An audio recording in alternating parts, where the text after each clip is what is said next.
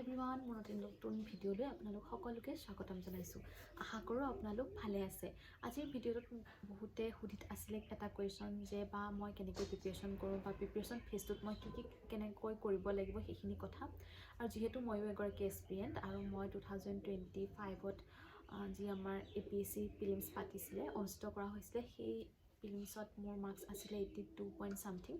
আৰু কিন্তু এটা বিশেষ কথা হ'ল যে এইখিনি মাৰ্কছ পোৱা আৰু ইয়াতকৈ কম পোৱা বহুত ষ্টুডেণ্ট পাছ হৈ গৈছে প্ৰিলিমছত, কাৰণ কাট অফ বেছি নাছিলে। মোৰ খুব সম্ভৱ ওমেন কেটেগৰী, আৰু মই যিহেতু OBC হয়, OBC ওমেনৰ 75-73 মান সম্ভৱ মোৰ মতে কাট অফ হ'ব।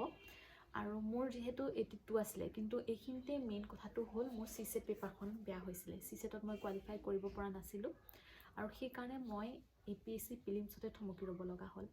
আৰু এইটো ভুল নকৰিবৰ কাৰণে মই সকলোকে অনুৰোধ জনাওঁ যাতে তেওঁলোকে নিজৰ প্ৰিপেৰেশ্যন ফেজটোক GS পেপাৰ 1খনক যেনেকৈ গুৰুত্ব দিয়ে, তেওঁলোকে CSETখনো সমানে গুৰুত্ব দিব লাগে। কাৰণ ইমানখিনি কষ্ট কৰাৰ পিছত আপোনাৰ এটা ভুলৰ কাৰণে যদি আপোনালোক ৰখি যাব লগা হয়, সেইটো বহুত বেয়া লাগিব নিশ্চয়।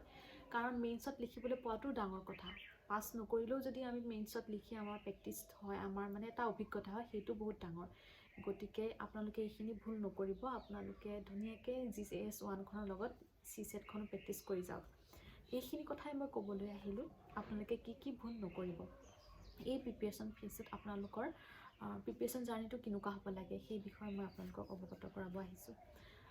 বহুতে জানে, বহুতো ষ্টুডেণ্টে এইখিনি এক্সাম দি থাকে, গম পায়, কিন্তু নতুনকৈ যিসকলে প্ৰিপেৰেশ্যন কৰিছে তেওঁলোকৰ চেল্ফ ডাউট হয়, তেওঁলোক কেতিয়াবা ডিম'টিভেট হয়, নাইবা তেওঁলোক কনফিউজন হৈ থাকে, তেওঁলোকক ক'বলৈ কোনোবা নাথাকে। গতিকে তেওঁলোকৰ বাবে এই ভিডিঅ'টো বিশেষকৈ মই আগবঢ়ালোঁ।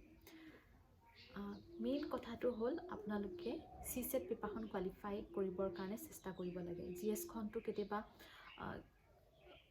ইজিও আহি যাব পাৰে, নাইবা ইজি বুলি নকওঁ, GSখন একচুৱেলি বহুত পঢ়িলে মানুহৰ কোৱালিফাইটো হ'বই, কিন্তু CSET পেপাৰখনত যদি আমি নেগলেক্ট কৰোঁ, সেইটো মানে বহুত ডাঙৰ কথা। আৰু CSETখনো সেইকাৰণে সমানে আপোনালোকে পঢ়ি যাব লাগিব। আৰু ছেকেণ্ড কথা হ'ল ৰিভিজন, মাল্টিপল টাইমছ ৰিভিজন দিব লাগিব। এনেকুৱা হ'ব নালাগে যাতে কনফিউজন হৈ যায় এনচাৰকেইটা দেখি আপোনালোক ভাবিব লগা যাতে নহয় যে এইটো আৰ্টিকল ইমানত আছিলে। সেইখিনি বিশেষকৈ পলিটি পাৰ্টটো আৰ্টিকলখিনি আপোনালোকে বহুত ৰিভিজন দিব লাগে, আৰু বাকীখিনিও ৰিভিজন দিব লাগে। মই এইটো কোৱা নাই যে অকল পলিটিয়ে ৰিভিজন দিব লাগিব। সকলোবিলাক ছাবজেক্ট সমানে আপোনালোকে ৰিভিজন দি যাওক, আৰু মাল্টিপল টাইম ৰিভিজন দি যাওক, যাতে আপোনালোকে পাহৰিব লগা চিটুৱেশ্যনত নপৰে। আৰু থাৰ্ড হ'ল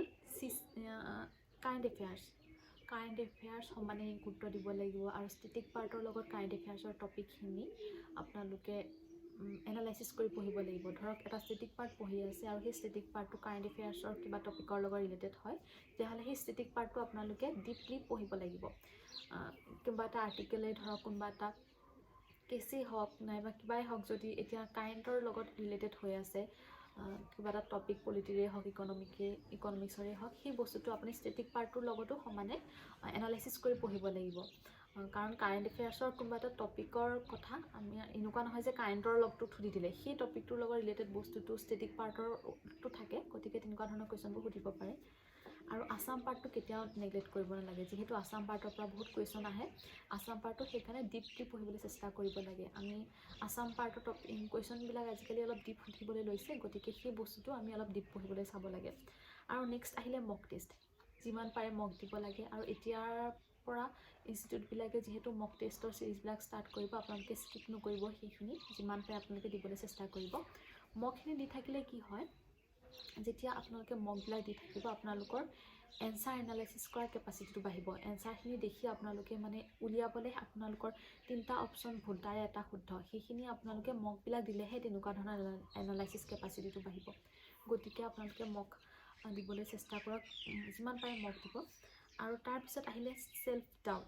নেভাৰ ডাউট ইয়ৰ চেল্ফ। আপোনালোকে ইমানখিনি আগবাঢ়িছে, এনচাৰ ৰাইটিং কৰিছে, ইমান টপিক পঢ়িছে, কাৰেণ্ট এফেয়াৰ্ছ সদায় ৰিভিজন দিছে, গতিকে ইমানখিনি আগবাঢ়ি অহাৰ পিছত নিজৰ ওপৰত ডাউট কেতিয়াও নিদিব।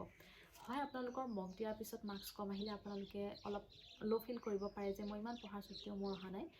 সেইখিনি এনচাৰ কুৱেশ্যন পেটাৰ্ণবিলাক কিছুমান ইনষ্টিটিউটে এনেকুৱাই বনায় যে আপোনালোকে মাৰ্কছ উঠাব নোৱাৰে, কিন্তু সেই বুলি আপোনালোকে ল' ফিল কৰিব নালাগে। আপোনালোকে চেষ্টা কৰি যাব লাগে। আপোনালোকে কিবিলাক টপিক পঢ়াত থাকি গৈছে সেইখিনি আপোনালোকে ৰিভিজন দিব লাগে, নাইবা নতুন কিবা টপিক যদি পাইছে মক দিওঁতে সেই টপিকখিনি পঢ়িব লাগে। তেনেদৰে আপোনালোকে মকৰ জৰিয়তে নিজৰ যিখিনি পঢ়িবলৈ থাকি গৈছে সেইখিনি টপিকখিনি বাছি উলিয়াই সেইখিনি ৰিভিজন দিয়ক। মুঠতে আপোনালোকে মক দিয়ক আৰু নিজৰ ওপৰত কনফিডেণ্ট ৰাখক।